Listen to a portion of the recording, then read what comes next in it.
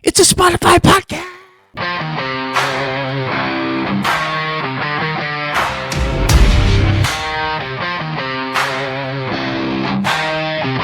You pushed me down, thought I'd stay on the ground, counting me. Thursday morning began with a mistake. Not a large one, not the kind that changes a life, the kind that most people forget before lunch. David Harper wrote the wrong date on the board. October 18th, Tuesday's date. He stepped back, looked at it, and continued arranging papers on his desk. Students entered the classroom in small groups. A chair scraped against the floor. A backpack landed beside a desk. Someone whispered near the windows. David turned toward the board and saw the error. For a moment, he felt heat rise to his face. He erased the number 8 and wrote a 0. October 20th, Thursday. No one said anything. That should have been the end of it. But David's mind kept returning to the board. Did they notice? Did they think he was distracted? Had Principal Reynolds seen it while passing in the doorway? Would someone mention it later? The mistake had lasted less than a minute. Inside David's mind, it began taking up the entire room. He started the lesson. His voice sounded normal. At least he hoped it did. He asked the class to open their books. A student near the back smiled at something to another student, whispered. Naomi, strike that. A student near the back smiled at something another student whispered. David felt certain that the smile was about him. Someone looked towards the clock. David wondered whether the lesson was dragging. Naomi, strike that. Someone looked towards the clock. David wondered whether the lesson was dragging. A pencil dropped. A student sighed. Every ordinary movement seemed connected to the mistake on the board. This is one of the strange things about embarrassment. Once we become self-conscious, the world can start feeling like an audience. Every glance becomes obsession. Every laugh becomes commentary. Every silence becomes judgment. David knew better than to trust the first story his mind produced.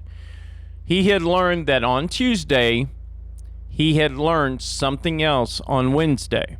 Behavior did not always reveal character, but knowing a lesson and living it are not the same thing. At the end of class, David gathered the papers from his desk. The unnamed student from the morning before remained near the door. This continuation is only a proposal from the prior creative submission. Naomi, strike that. The unnamed student from the morning before remained near the door. The student's identity, family circumstances, and long-term role remain unknown. Mr. Harper? David looked up. Yes? You wrote the wrong date today. David felt the heat return to his face. I noticed. The student smiled. I did that on my assignment too. I thought it was Wednesday. David laughed. At least we were both wrong in different directions. The student nodded and left. That was all. No ridicule, no judgment, no hidden meaning, just two people who had briefly misplaced the day. Still, the moment stayed with David, not because the student had noticed, because David had spent nearly an hour imagining that everything had. During his planning period, he walked towards the main office. Principal Reynolds stood beside a bulletin board, pinning up a notice. Do you have a minute? David asked. Reynolds looked over his shoulder. That depends. Are you about to give me more work? I wrote the wrong date on the board. Reynolds waited. That is the whole emergency? David leaned against the wall. It felt larger in the room. Did anyone complain? No. Did civilization collapse? Not that I could tell. Reynolds pressed the final pen into the notice. Then perhaps the room was not thinking about you as much as you were thinking about you. David looked down at the hallway. Students moved from one class to another. Some carried books against their chests. Some walked alone. Some talked loudly enough to be heard from the stairwell. Each of them appeared absorbed in their private world. Maybe that was what the point was. Most people were not studying David's mistake.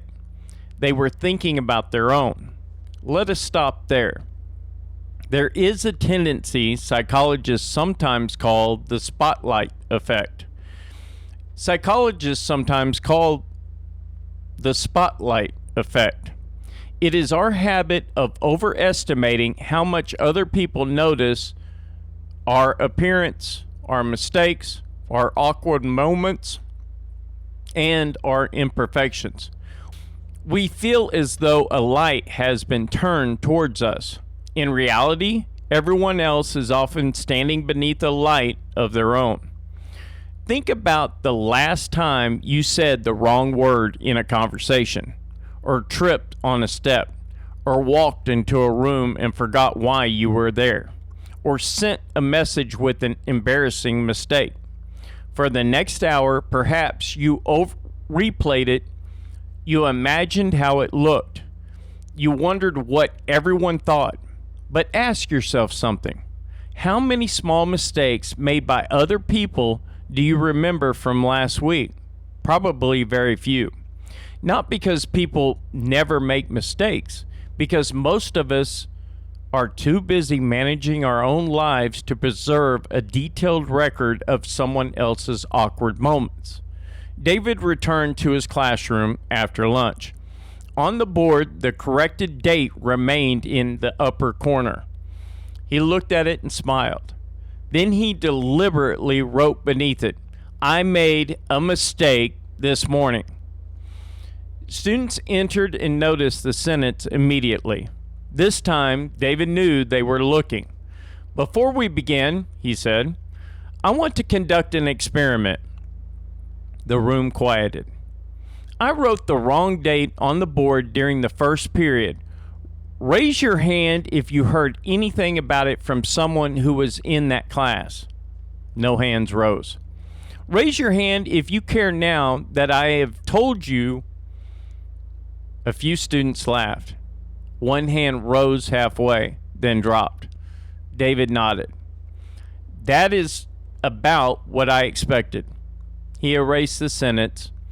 We often imagine our mistakes are being recorded by everyone around us. Usually, they are not. Most people are thinking about themselves. A student near the front said, "That sounds kind and depressing." "It can be freeing," David replied. "How?" "Because it means you may be allowed to learn in public." The room becomes still. David continued.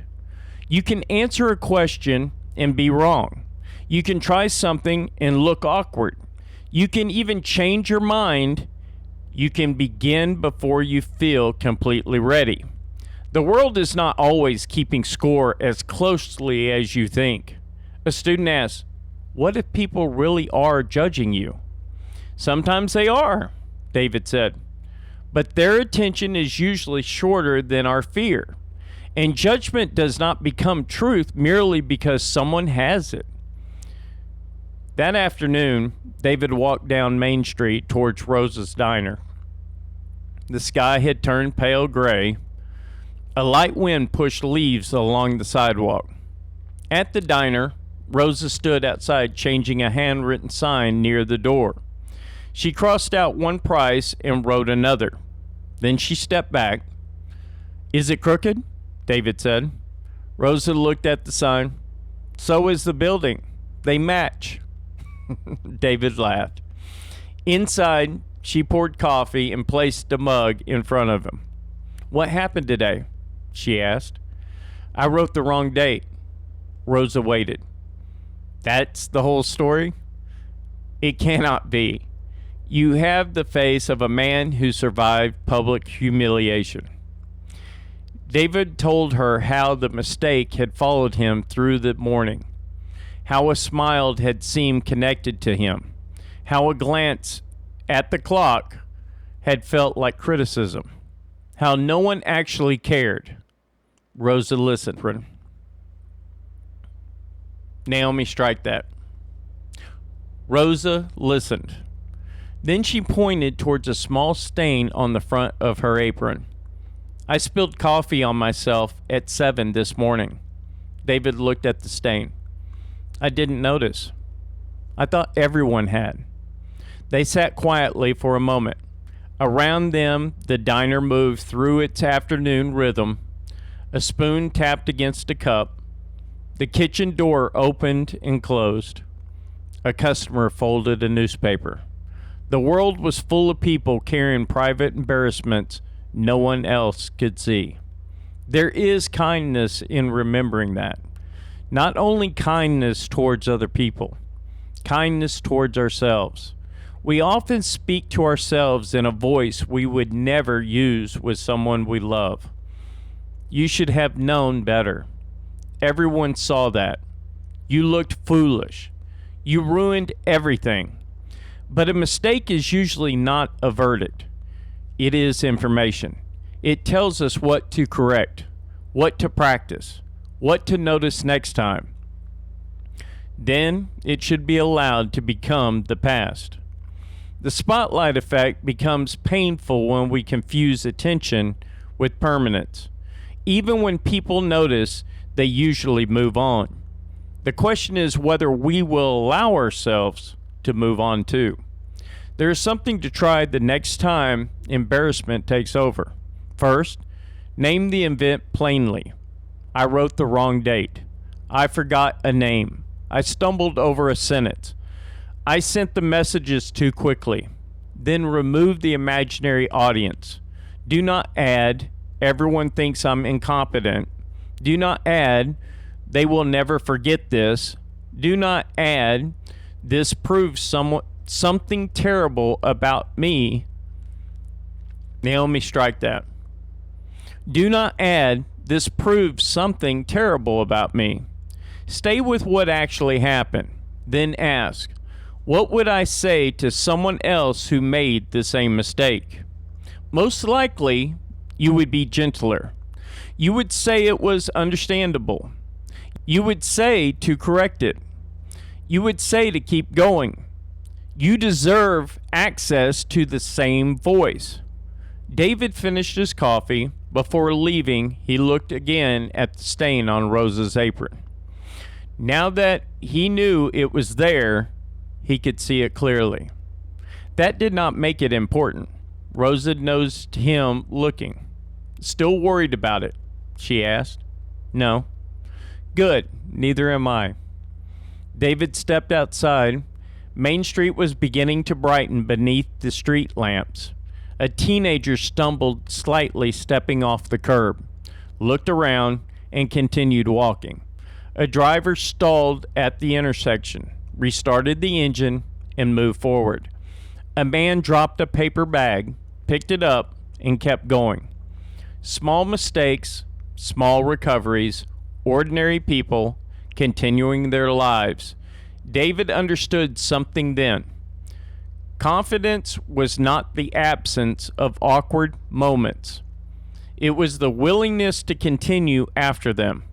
Wisdom was not never being wrong.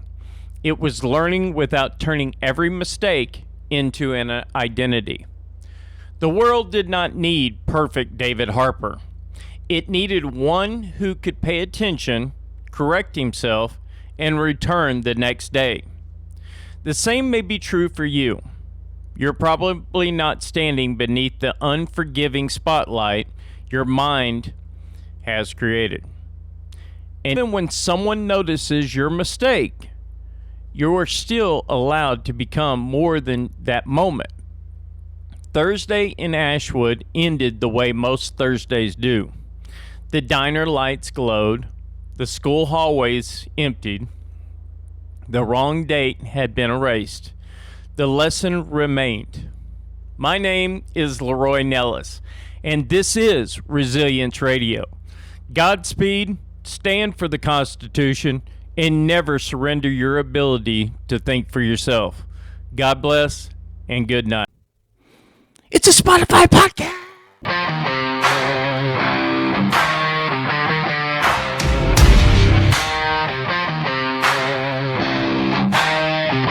You pushed me down, thought I'd stay on the ground, counting me. One. Hey, everybody. I wanted to sit down with you today and talk about something we've been working on behind the scenes for quite a while now. First, I want to thank you. Whether you've been here from the beginning or you just found the channel recently, I want you to know that I genuinely appreciate every single one of you. Every comment, every conversation, every suggestion, every word of encouragement has helped shape what Resilience Radio is becoming. This isn't just my channel anymore. It's about a community. And because of that, I wanted you to hear these changes directly from me. Over the last several months, we've been doing something a little unusual. We've been studying our analytics almost obsessively. Not just YouTube analytics, but the analytics coming from Naomi, the AI production system we've been building from the ground up. We've been asking questions like, what videos do people come here for? What keeps people watching? What topics naturally fit together? And what happens when we mix very little types of content on the same channel? After looking at thousands of data points, we came to one conclusion. It's time to let each series become a very best version of itself. So today, I'm excited to announce that Rabbit Holes is becoming its own dedicated YouTube channel. Rabbit Holes deserves its own home. It's where we dive into mysteries, history, unsolved questions, and rabbit holes. Strange events, forgotten stories, and all of those fascinating topics that make us lose track of time. By giving Rabbit Holes its own channel, YouTube can better understand who those videos are for. Our AI can learn from much cleaner data, and we can build something truly special for people who love those deep dives. Resilience Radio will continue doing what it has always meant to do, help people understand themselves through psychology, critical thinking, human behavior, wisdom, and resilience. Separating the two channels doesn't mean we're making less content. It actually means that we're going to be making more and better content. So here's what I'd like to do. Right below this video, I put the links for both channels. Please just take a moment to subscribe to both of them. That way, when a new episode drops, whether it's Resilience Radio or Rabbit Holes, you'll be notified immediately and won't miss anything. Now, here's one more announcement. And honestly, this is one that I'm most excited about. We've completely re-imaged Loopwired. Loopwired isn't just another educational series anymore. It's become something much bigger. Imagine learning psychology without feeling like you're sitting through a lecture. Imagine following the life of an ordinary history teacher in a small town named Ashwood, a town where nothing extraordinary seems to happen until you begin to realize that the biggest mysteries aren't out there. They're inside the human mind. Every Monday through Friday, you'll follow David Harper as he encounters ordinary moments that quietly reveal extraordinary truths about the way we think. You'll laugh with him. You'll make the same mistakes he makes. You'll discover psychological blind spots before he does, and sometimes after he does. Every episode tells a complete story, but every episode also moves David and hopefully all of us one step closer to wisdom. It's storytelling, psychology, and personal growth woven together into a single journey. and I honestly think it's unlike anything currently on YouTube. Speaking of things unlike anything on YouTube, I have to brag on Naomi for just a minute. Many of you have watched us build her from the ground up. What started as a simple idea has evolved into an AI production partner that is helping us organize stories, manage continuity, analyze content, assist with research, and dramatically improve the quality and consistency of everything we create. She's still learning. We're still improving her, and every week she's becoming faster, smarter, and more capable. Watching this project grow has been one of the most rewarding experiences I've ever had, and I can't wait to show what's coming next. Finally, I want to address the In the Box series. I know many of you have been following that story closely. After giving it a lot of thought, I've decided to pause that series until my litigation has reached its conclusion. I want to be able to tell that story completely, carefully, and with the benefit of everything that comes afterward. I think that's the most responsible way to do it. But the story itself isn't stopping. While the litigation moves forward, I'll be writing a book that tells a story in much great depth than YouTube ever could. Books allow for context, documentation, reflection, and details that simply don't fit inside a video. I'm really looking forward to sharing that journey with you, and I hope that you'll come along for it. As always, thank you. Thanks for believing in this project. Thank you for believing in me. Thank you for believing in what we're trying to build together. This community has become one of the most thoughtful, encouraging, intellectually curious groups of people I have ever had the privilege of knowing. The future of Resilience Radio, Rabbit Holes, Loopward, and Naomi has never looked brighter. The next chapter starts now. My name is Leroy Nellis, and this is Resilience Radio. Godspeed, stand for the Constitution, never surrender your ability to think for yourself. God bless, and good night.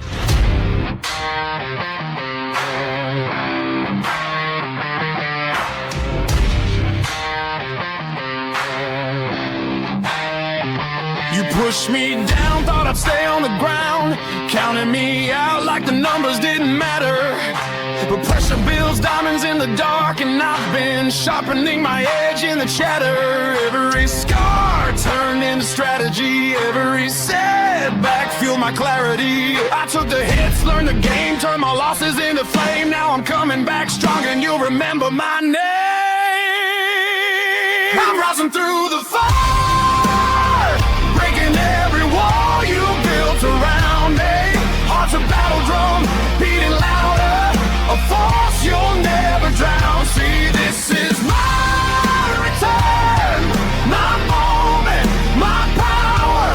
I'm rising,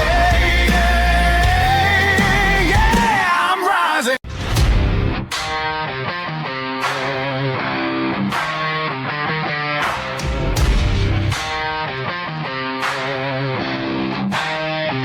You pushed me down, thought I'd stay on the ground, counting me out like the numbers didn't matter. But pressure builds diamonds in the dark, and I've been sharpening my edge in the chatter. Every scar turned into strategy, every setback fueled my clarity. I took the hits, learned the game, turned my losses into flame. Now I'm coming back strong, and you'll remember my name. I'm rising through the fire.